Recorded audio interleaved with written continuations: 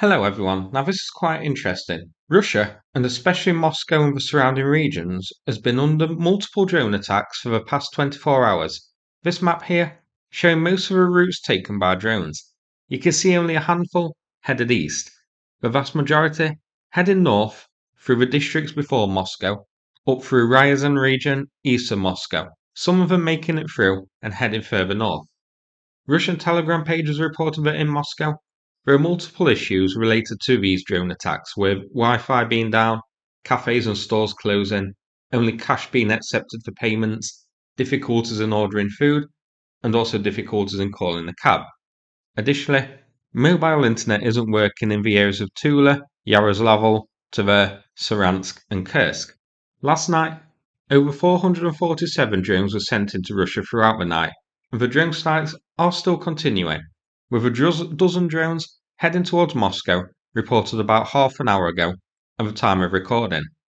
So far, there have been a few successful hits, but I don't think the main intention of these is to hit targets, but I think Ukraine has something else in mind which I'll get to later. Firstly, Kubinka Air Base I covered earlier was targeted, but in addition, we have photos here showing a big fire to fibre optics plant in Saransk. This has hit a few times this year, so Ukraine has clearly identified it as the key target.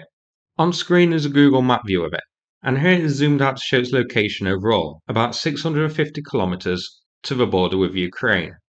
In addition, we have a photo here from last night showing a fire at the Splav research facility in Tula, which develops high precision guided weapons and MLRS systems and rockets like the Grad and Uragan. So, another key target. On screen, a Google map view of it. So this is a pretty big facility. You can see this is south to Moscow.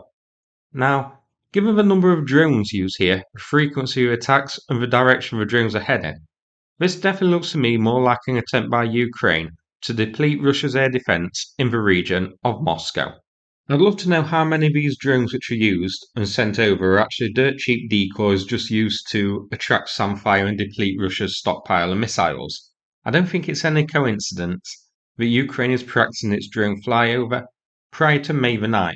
This is clearly seeming like it's either intended to deplete Russia's air defense systems around Moscow, ready for the flyover, or make Russia think Ukraine is depleting its air defense systems around Moscow for that region, and so focus more SAMs and that sort of thing here and expect an attack. Maybe even try and prevent other world leaders from cancelling their trip because it's clouded with a chance of drones. An added bonus, I think unintentional, flights are cancelled in major cities in the area, so it's causing a lot of disruption, including Moscow and Saint Petersburg.